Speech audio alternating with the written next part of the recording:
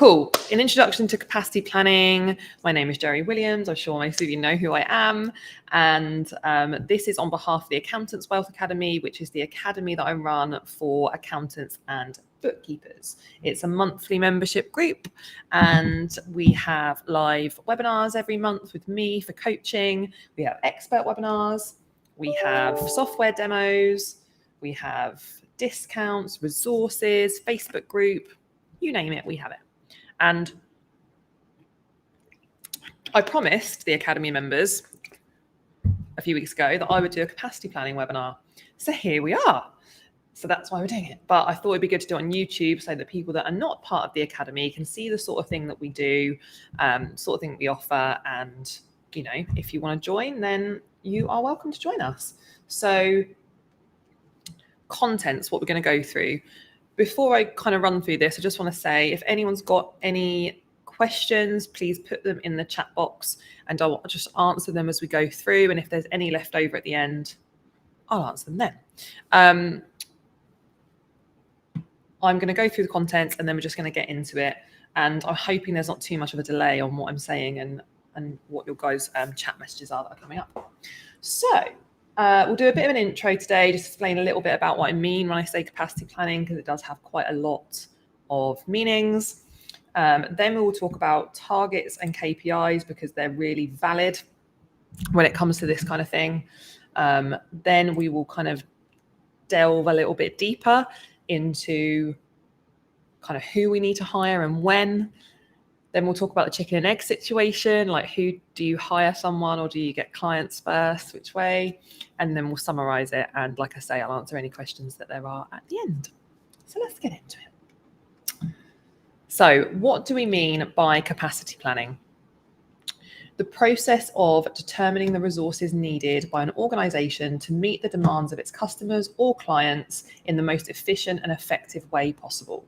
It involves evaluating the current capacity of the organization and predicting the future demand for its products or services. So in this webinar, I'm going to be focusing on staff resource. For accountants and bookkeepers, this is what comes up all of the time, but capacity planning really does involve so many things. It involves technology and systems and equipment, you know, loads of different things. But for the purposes of this live webinar, we are looking at staffing, okay? I just want to make that clear before people start saying that there's other things that are involved. We know that, but we've only got enough time in this webinar to go through staffing and an introduction to it. So, and why I think it's important for accountants is that I hear all the time, you know, I'm not sure if I need to hire someone or not. Sorry, I'm just moving my slide deck over here. That's better. 1 second. Yeah. How many times have you said, I'm not sure if I need to hire someone or not, or I think I need to hire someone, but I'm not sure at what level? If you just hire on a whim, it can cause productivity issues, culture issues, and it can negatively impact customer service. So this has happened to me. Like I have done this in the past a number of times, okay? Years ago, I was absolutely like so busy. I was panicking and I just kind of stress hired people and thought they'd be a good fit. You know, they kind of knew a little bit about accounts and it just was the worst decision. Like I didn't know that I needed them. I just felt like I did. It didn't work out because it wouldn't have worked out. They weren't the right people. And I have these conversations all the time with practice owners about, oh, I feel like I'm so busy. You know, I don't know if I need to hire someone or who should I hire first or who should I hire now that I've already got a team. And, you know, this is why this kind of webinar I think is so important, is to think about capacity planning and not just hiring people kind of just because you feel like it, and also not at the last minute. It's important for accountants because it allows us to forecast the costs associated with expanding production and hiring additional staff. So rather than being so busy you can't cope, things are starting to go wrong, and then hiring someone, and because you're so stressed and busy, you just hire the first person that you can get. You actually strategically hire people that are at the right level that you definitely need in your business. And there's so much more chance of that being a positive outcome than, you know, like I say, just hiring kind of in a stressful situation. And it also really, really helps to identify inefficiencies within the business. Whenever I do this KPI planning, capacity planning with clients, they always find things they haven't billed for. They find people working on the wrong things. They find productivity issues, and all these other things come out the woodwork. So it's such a good idea to do it for all of those reasons as well. For example, you might have the right staff, but working on the wrong things. Okay. That's the introduction out the way. So targets and KPIs. I mean, you can literally call them whatever you want. One of my coaching clients has a totally different name for them, which I love. But ultimately, you need some kind of measurement of your current output. If you can't measure your output, you absolutely cannot plan for who you need and at what level. So I don't mean measuring turnover and profit figures. Like, obviously those are important and we should absolutely be doing that. But I mean, what is your expectation of your team members or yourself if you haven't hired anyone yet? And what is being achieved in comparison to that? So I've drawn up an example and we're going to work through this in the different chapters of this webinar. It is purely an example. Don't take it as gospel, but this is kind of the easiest way to show you exactly what I mean when I talk about capacity planning. So Mohammed has got ABC Accounting Limited, okay? In his practice, everyone is super busy, complaining they can't get their work done, deadlines are being missed, everyone's stressed out, okay? And it's meaning that Mohammed has to do more and more client work, because if he doesn't, it's not going to get done, okay? It's him, and he has got 5 members of his team as follows. And these are just for illustration purposes. These are not to be taken as recommendations for rates of pay. Okay. This is just so I can show you what I mean. You can put your own people in and your own figures into this. Okay. So Mohammed has got Julia, who is an AAT apprentice on a salary of 11,000. Max, who's an administrator, of a salary of 21,500. Hassan, who's an AAT qualified semi-senior on £25,000. Charles, who is a semi-senior studying ACCA, salary of 25,000.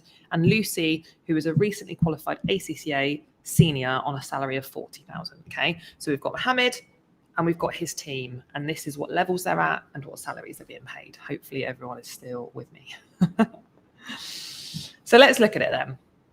I've tried to keep this as simple as possible, and it's a really basic example, but this is all you need. You don't need to make it complicated. You can make it complicated or more complex if you understand the basics. Start simple, build it out from there, okay? So what we've got listed out here is we've got listed out all the team members, including Mohammed, what their salaries are and what their financial KPI is. When we talk about a financial KPI, we're saying what is our expectation of that member of staff in terms of the value of the work that they are able to do. Now, again, I get asked all the time, like, what's the multiplier? How do we work out what they should be doing? Like, you are the only person that can determine that. You know your member of staff, what they're capable of, what their technical ability is. You know what your average fee is, or you should, for accounts or for bookkeeping or that. What do you expect them to get done in a month? And then this is yearly, but we break ours down monthly. But just for ease and to explain this capacity planning, this is annually. So what do you expect? Okay, so we at Smooth have a range of kind of multipliers from a low amount and it goes up higher and higher. And the reason I don't want to talk specifically about what our multipliers are is because it's so bespoke to my company. It's not necessarily what I recommend across the board. Like, we charge a lot for our accountancy fees because we deliver a high-end service. If you have more of a churn business, then kind of a no frills type system, which can be absolutely just as profitable, more profitable than a frills business, then these may be lower. Okay, so I know that may not be 100%. Katie has said, can we get a copy of the slides on the Academy at some point, please? Yeah, absolutely. I'll let you have the slides, no problem. So when you're looking at this financial KPI, work out what your expectation is of that member of the team. Okay, so in this example, I've asked Julia to do 3 times her salary, Hassan to do 5 times his salary, Charles to do slightly less than that because he's studying, okay? And then Lucy, who's a senior, we don't want her to have a financial KPI at all because we don't want her doing chargeable work, okay? We want her to manage clients, manage the relationship, review work, and not do any. Max is admin, so he would not have a financial KPI. So that gives us a total of 270,500, okay? That's kind of, if everyone were doing this, then the company has enough resource to do £270,000 of turnover worth of work, okay? In the last 12 months, as you can see here at the bottom, turnover in the last 12 months, excluding admin and excluding software, okay, so we're not interested in that, was 260,000. So Mohammed does actually have capacity of 10,500, okay? Now, again, this is never going to be exact. It's not scientific. It's not going to be like, well, it is scientific, but what I mean is it's never, ever going to be exact, but this is a really good place to start, okay? Now, on paper, Mohammed has got capacity, but in reality, he doesn't. Everyone's stressed and people can't cope, which means he's got productivity issues, got efficiency issues, got people working on the wrong thing. So when we look at what the actual output is of Mohammed's business, we've got Mohammed doing £50,000 a year worth of chargeable work when he shouldn't be doing any as the owner, okay? And I say that it's a little bit like, this is in an ideal world. We all know that as business owners, especially with a small team, you will do some work, but let's create these KPIs in what we would ideally want to happen. And then if he does have to do some chargeable work, that's fine, but it shouldn't be the expectation, okay? Julie is only doing £10,000 worth of work which is not even colouring her salary, because she's an AAT apprentice. She's kind of really, really new to the business, low technical skill in terms of accountancy, and no one wants to give her any work for that reason, okay? Hassan and Charles are doing way too little chargeable work, okay? And Lucy is doing £75,000 worth of output because she's doing accounts prep and stuff like that, but also trying to help Hassan and Charles do their work and look after clients as well. So she's stressed out. So as you can see, you've got people doing the wrong things, and at this level of output, which is what they're actually doing, they are not doing enough. They're doing £235,000 worth of work between them all, but yet their turnover is 260. So as you can imagine, they've got £260,000 worth of work to do. The actual output they're doing is lower than that, which means deadlines are going to go back and back and back and back, or forwards, whichever way you want to look at it. You're not going to meet deadlines, basically. It's going to make it worse, okay? So you're going to get more stress. Client service levels are going to drop. Therefore, people get more stressed, and it's literally a vicious cycle, okay? Hopefully this makes sense, what I'm saying. So, as I said, keep it simple. That is a real basic spreadsheet. If there's only a couple of you, keep it simple, okay? If there's a couple of you, you as the business owner are going to have a financial KPI because you only have one member of staff, okay? I was still doing loads of client-facing work when I had a team of sort of 4 or 5. You know, you have to, when you're doing this KPI work, structure it in a way that makes sense for your business and the size of your business, okay? The more complicated you make it, the harder it is for any staff that you have to adhere to it, okay? You want to keep it simple. Like, this is what I expect of you. This is how you measure it, okay?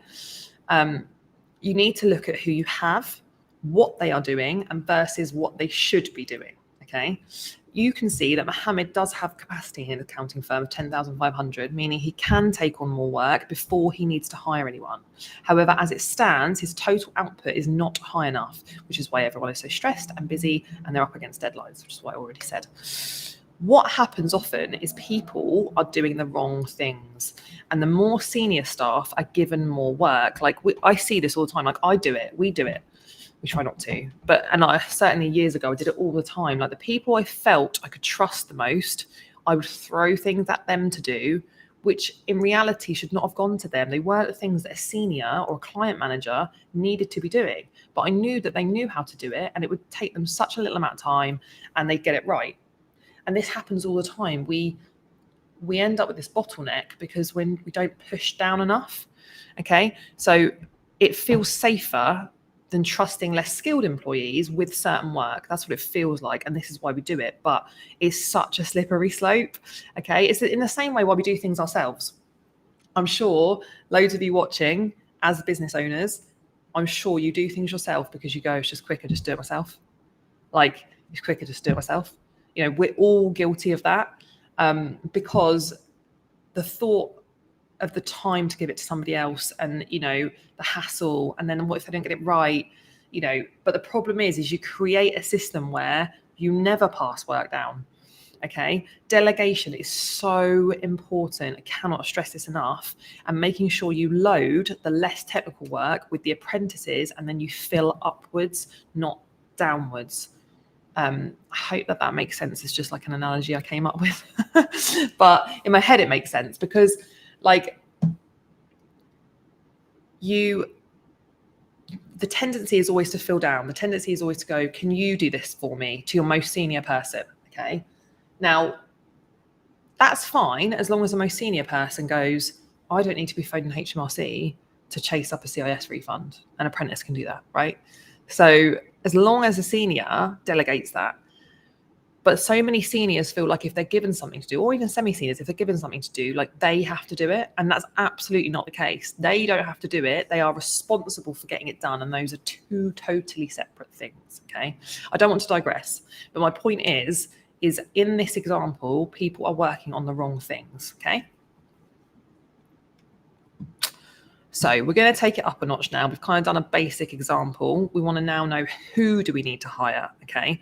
So let's say we've done our capacity planning and it looks like we're not going to have enough people. We're understaffed by 50K. Like, who do we hire next, okay? So we've worked it all out. And instead of having Mohammed's original scenario, okay, we're going to look at Mohammed's new scenario.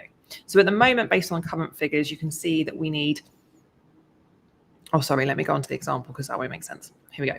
So at the moment over this side, okay, we've got all our people down here, what their salary is, okay, and what their KPI is, okay, or what it should be.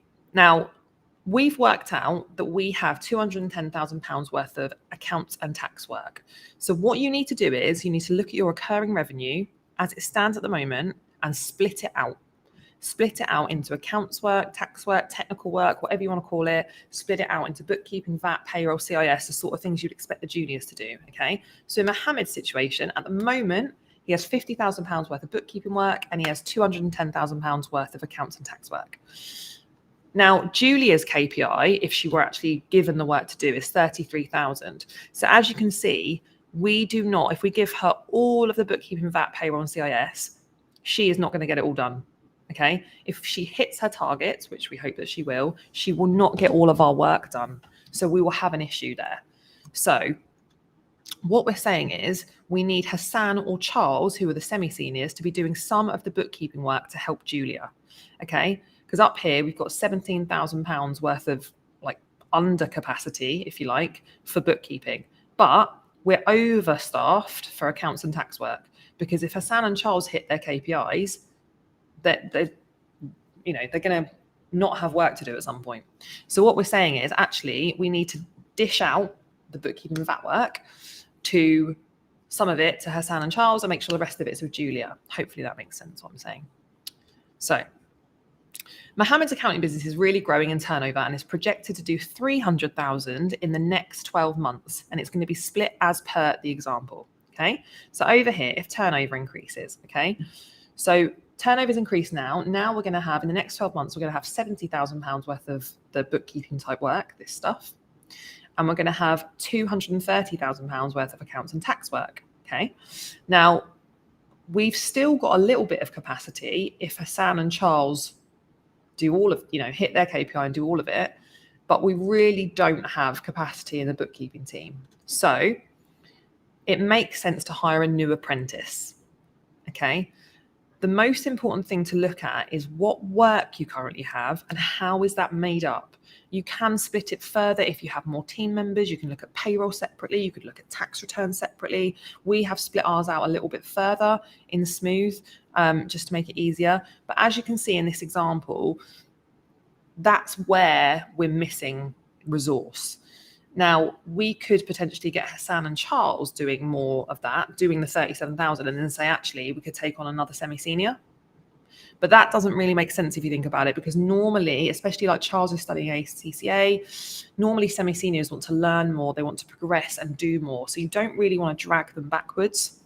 What you want to do is you want to hire cheaper and hire an apprentice. You already have an apprentice that can show them what to do, and that will solve this issue. Okay, so if I were Mohammed, this is exactly what I'd be looking at, and that is how I would know who to hire. Just as a quick check before I move on any further, is what I'm saying making sense? Does anyone have any questions at this point? I'm just going to have a little water break.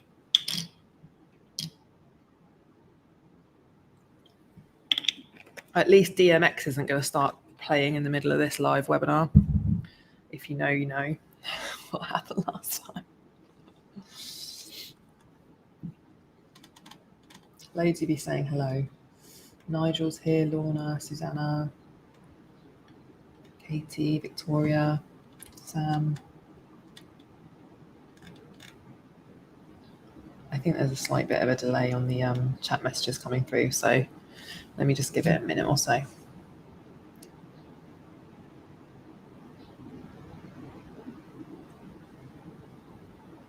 It's so different doing these live. Sam, makes sense, Jerry. Good, good. I'm glad it makes sense.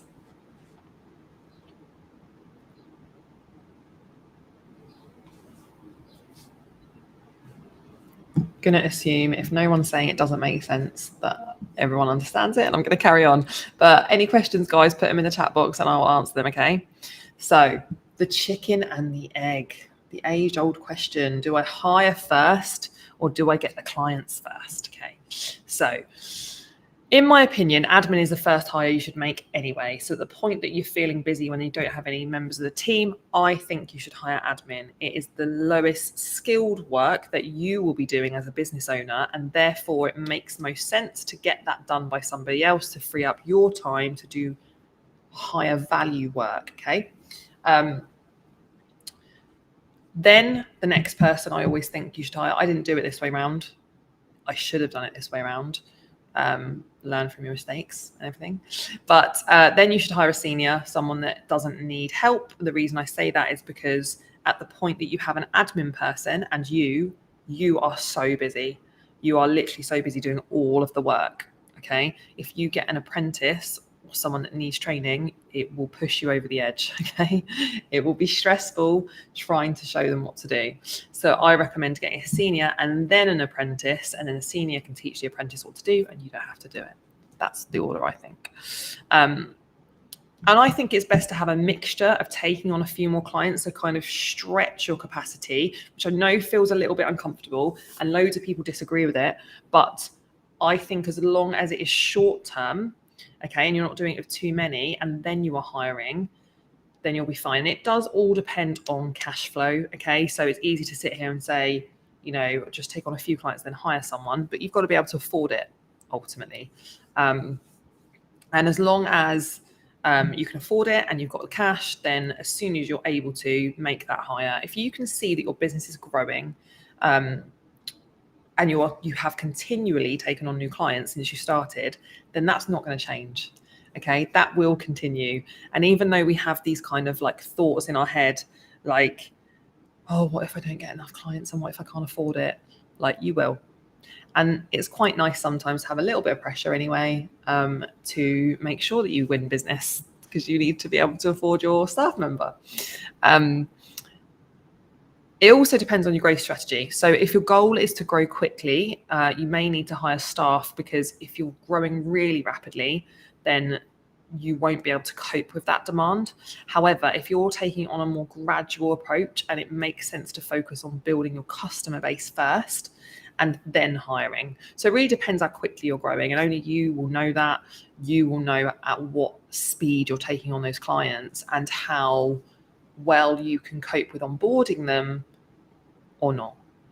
But the most important thing is communicating with your team, even if it's just one staff member, what your plans are and how this will impact them. I cannot stress this enough, because if you are going to take on a few more clients than you can cope with on paper, that your team are going to feel that pressure. They will 100% feel it. Maybe not straight away, but they will feel it, okay? So I always tell the team, we're recruiting at this level. We expect to have someone by this date. like, I know that it might feel a bit uncomfortable at the moment, but it's very short term, so that they don't just think that that's how things are. I also make a point of always explaining to people in interviews that we are a fast growth business, and with that comes a high pressure environment, because it just does. It is a high pressure environment because the business is doing this, which means that it's a constantly changing situation, and you can't ever just get comfortable. Will always be that pressure on of new clients. You need to do this, you need to do that. That will always be there. Okay. So I'm very open and honest at the interview stage. I'm very open and honest with my team, and I would encourage you to do the same. So I'm going to summarize what I've gone through. So understanding why capacity planning is important. Don't just ignore it. Like I say, even if there's just one of you, you need to understand the impact, the positive impact that capacity planning will have on your business, and strategically recruiting when you need to and at the right level. Set targets for your team. KPIs are so important. There's another video on my YouTube channel all about KPIs. Really, really important to have. Make sure you measure them and you provide feedback. Don't just set them, look at them yourself, but not give any feedback to your team. They need to be reviewed and fed back regularly so that everyone knows how they're doing and you can help anyone that might need help. Okay. Ensure that the right people are doing the right work. So, as mentioned in Mohammed's situation, that is definitely not the case at the moment. Look at your overall capacity first, or lack of, before you break it down. And then the next step is to break it down to services and into type, and look at your current resource and see who you need next. Okay. And communication is key. So key. Because as long as everyone understands what you're doing and why, and they can understand the reasons for it, then they are so much better at dealing with being a bit stressed or being a bit busy. Not stressed, obviously you don't want anyone to be stressed, but dealing with workload, volume, sudden increases in work, because they understand what you're doing and why.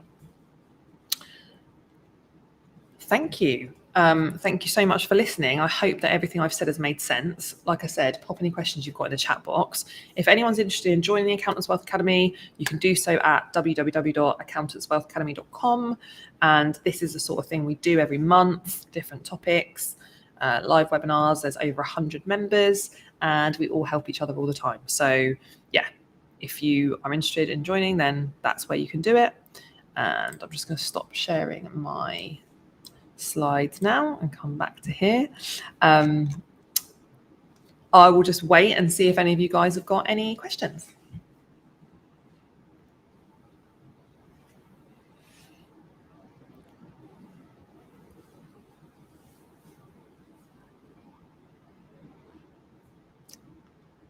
I must admit, it is weird not being able to see YouTube. I can't see YouTube. I can only see my chat box.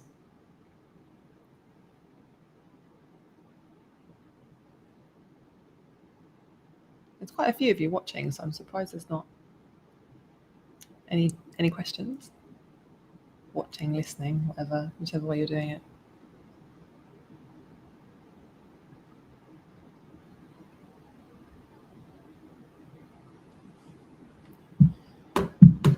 It's 5:30 here in Dubai, guys. You've still got some time left in your day. My kids are at ski club, as you do on a Thursday after school. Victoria, I'm just about to hire some admin support. Yay! Victoria's been doing so well, really, really well over the last couple of years. It's so lovely to watch everything you're doing. It's really impressive. I love it.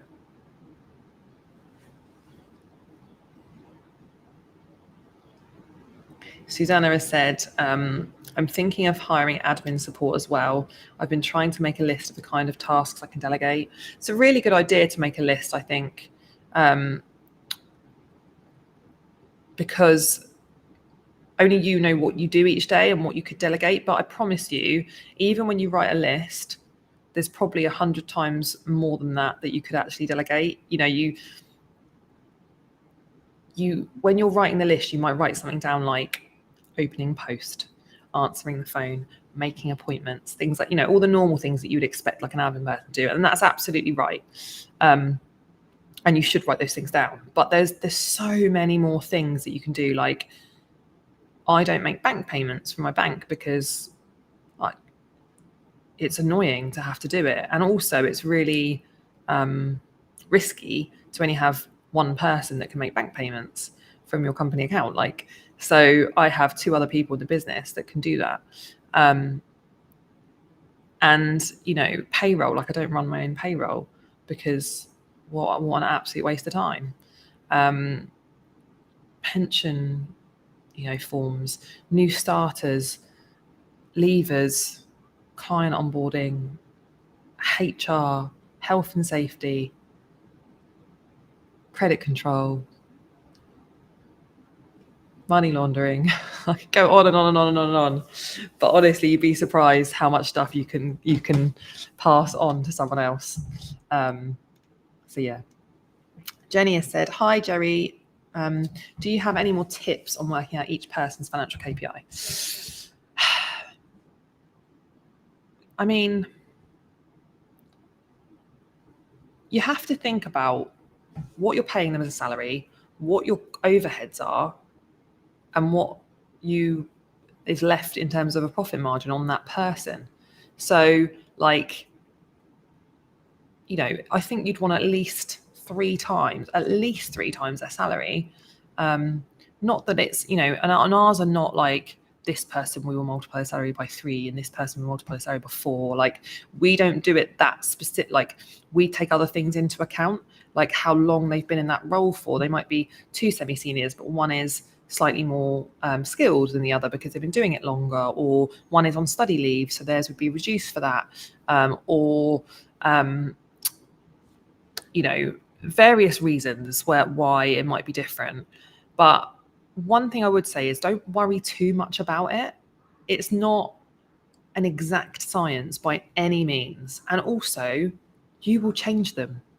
We have changed ours so many times in the last 2.5 years that we've been doing it.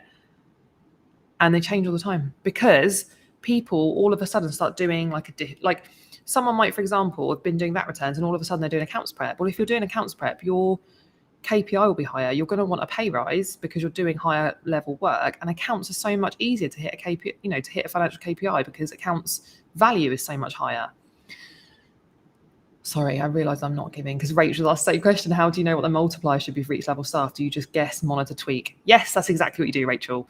I wouldn't want less than 3 because I don't want, I'm not making enough money. My business would not make enough money if I only had 2 times everyone's salary. So by the time I take all the overheads into account, I'd be left with nothing. So, how much profit margin do you want to make? And then I know that only gives you a ballpark in total. It doesn't split it down per person. But another thing you can do, which is what we've started doing more of and making it more strategic, is looking at our average fee. So say we've got someone whose job is to do accounts prep, right? We'll look at our average accounts fee for limited companies and go, okay, so we expect you to do, I don't know, say our average accounts fee is £1,500, just say, right? And I expect you to do 8 sets of accounts in a month. I would expect you to do more than that, but this is just for the example, okay? Then your KPI is going to be 12 grand. Okay. Now a semi-senior doing accounts prep might look at that and go, oh my God, I'm never going to hit 12 grand. I'm never going to do 12 grand's worth of work in a month. And I'm like, we can't do 8 sets of accounts because some of those accounts will be like 4 or 5 grand just for one set of accounts, right? Which should really take you no more than a day. So when I was employed, I would easily do a set of accounts in a day and loads of other stuff, right? So I always think back to when I was employed, and that's harsh probably because I worked really, really, really hard. But that's kind of how I think about it. Like, what are you charging? What's your average fee? What's your average VAT return fee? And how much you spend to do? If someone's just doing payroll, what are you charging for payroll? Because you can't have a payroll person and say your financial KPI is 8 grand and all they do is payroll, they're full time, and you only charge 4 grand a month for payroll. Well, they're never going to hit it, right? So there's loads of factors that come into it, and it's not an exact science. Set a figure, or work out a figure that you think you'd be happy with for that person, make it slightly higher, and that's what you start with. It's always easier to come down than it is to go up. Trust me. Okay. And just review them every quarter. Just say, I'm not changing them for a quarter. These are not going to be right. When you talk to your team about it, they're not going to be right. Okay. We had that conversation with the team. They're not right, but they're just a starting point, and we'll see how we go. And then as you grow, like we've put our fees up for our accounts. So obviously that would mean our KPIs need to go up. Loads of things come into it.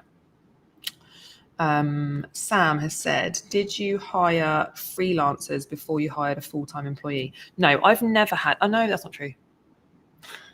I was just about to tell you a big fat lie there, Sam. Yes, I did. I had like a VA, although she would come in from time to time because she lived really close, PA/VA, who did loads of my admin stuff. And then even when I hired, she still helped me with bits and pieces. And then she helped me do project stuff ad hoc. And I have had a VA as well recently for like quite a long time, and I will have her again. So yeah, I have had freelancers, and I would have freelancers. I think it's quite a nice stepping stone because you can kind of use them as much as you need and you don't panic. The only thing I would say is, A, it's easy to get used to a VA and then not actually employ someone. And 2, it's very expensive compared to the cost of employing someone. So, but obviously if they get more done, then the value could be more. But I think that if your long-term goal is to employ, then just bite the bullet and do it. You can certainly get a VA and get them to do bits and pieces, and get the VA to show the admin person what to do, and get the VA to write. So our VA wrote all our kind of not training manuals, but kind of training manuals for all of the things that she would do for us. So when we had like an apprentice or an admin person start, they could just know what to do, basically. Victoria is saying, I'm finding some days at the moment I've done nothing, so there must be plenty of admin for someone to do. I also think they can help scheduling work, which would be a massive help. They can do whatever you want them to do. This is the thing, like, it's the same with apprentices. And like in the example of the one I showed you in this webinar, like people weren't giving the apprentice the stuff to do because people don't delegate because they just want to kind of squirrel stuff away themselves and not give it to anyone else. But you cannot grow a business like that. You actually need to force yourself to be uncomfortable. Okay. And I tell everybody to do this. Like, we do it all the time in Smooth. Do things that make you feel uncomfortable. Like, it's almost like stress testing your business.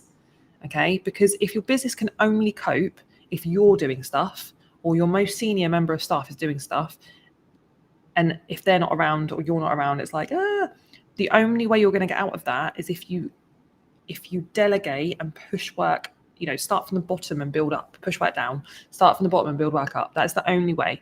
Okay. And get your processes and your systems working well enough so that you can rely on that. If your process and your systems are good enough, then apprentices and admin people can do whatever you give them to do. So much of what we do is admin related anyway as accountants. It's not that difficult. Like, obviously accounts work is, tax work is, it's technical. I get that. But so much of what we do is admin. Like, I think payroll is admin.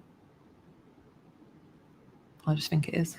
So, there's so many things you could delegate if you really, really wanted to, but people don't want to. So it's less about what could you give someone to do and more about what will you give someone to do. I give people stuff to do literally like any opportunity, anything I've got to do. I'm literally like, I don't want to do it. I don't want to do it. I'll give it to someone and I expect them to do a good job, like, and that's it. Like, you've got to get in that mindset. Where do you find good staff? That is the question, isn't it, Victoria? Oh, I don't know. Admin staff are easier to find because there's a lot of admin people, but accounting staff, recruitment agents, I guess, LinkedIn, Indeed, social media. Don't know. Where are they all hiding? We are a rare breed. So, Nick, with you there. So much of what we do in finance is admin related, isn't it though? Like, literally, when I see the amount of companies I've coached and they've got like a senior or like a fully AAT qualified person, AAT level 4, for example, who's worked for them for like 4 or 5 years, just doing payroll. I'm like, Why? It's not hard. Payroll's not difficult. You might get the odd query that's a bit technical for payroll, but payroll is not hard. Like our apprentices, our brand new apprentices run payroll. Of course, it gets checked and we have processes in place and we have everything in place to make sure that it's done properly. But apprentices can do payroll. Like, you know, it's fine. My admin person does all our confirmation statements, all our changes at company's house. Like, they're all done by her and they always have been. I would never have any kind of apprentice or accounts person doing confirmation statements. Victoria said, I need a mini me. We all do. We all need that. But you can just create one. And also, what I would say is what you need is people that are better than you. Like, I always used to think that I wanted to like clone myself. But realistically, what I did was I just got people in that were loads better. And I was like, oh, no, they're better than me. I don't need more me.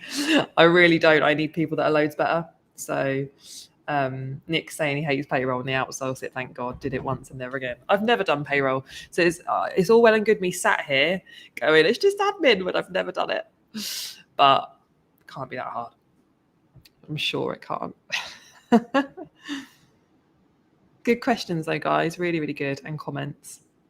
And I hope what I've talked about has been useful today with capacity planning. You know, it's just a calculation like anything, really.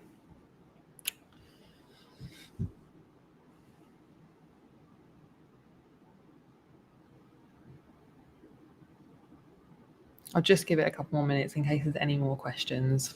I want to make sure I answer as many questions as possible today.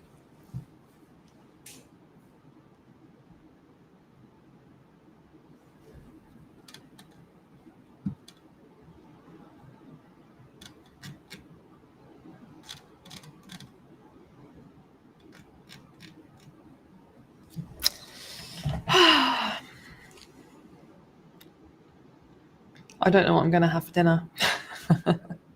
Sorry, I'm not going to digress. Sam's been amazing. Thanks, Jerry. Such a useful live. Good. I'm glad it was useful. And, you know, these kind of things, it's just what I've learned. And I'm not saying this is like, you know, the expert way of doing it. I'm saying this is my way of doing it. This is my way of capacity planning. This is my way of increasing productivity amongst my business. This is my way of not hiring when you can resource yourself properly internally and not waste your money. Sam has put, I totally agree with the order of staff. I took on admin and then accounts and it worked out well. Many take on admin and then an apprentice and wonder why they're busier than ever. I know. Yeah, I did it. You know, I think it seems like the right thing to do, but now I'm like, that's not the right thing to do. Susanna said, really helpful. Thank you, Jerry. You're welcome. Right, well, if that is all of the comments and the questions, I'm going to wish you all a wonderful day. Thank you for watching my live. Like I say, if anyone wants to join the Accountants Wealth Academy, www.accountantswealthacademy.com, and come and join us. But yeah, thank you for watching, and I'll see you all soon.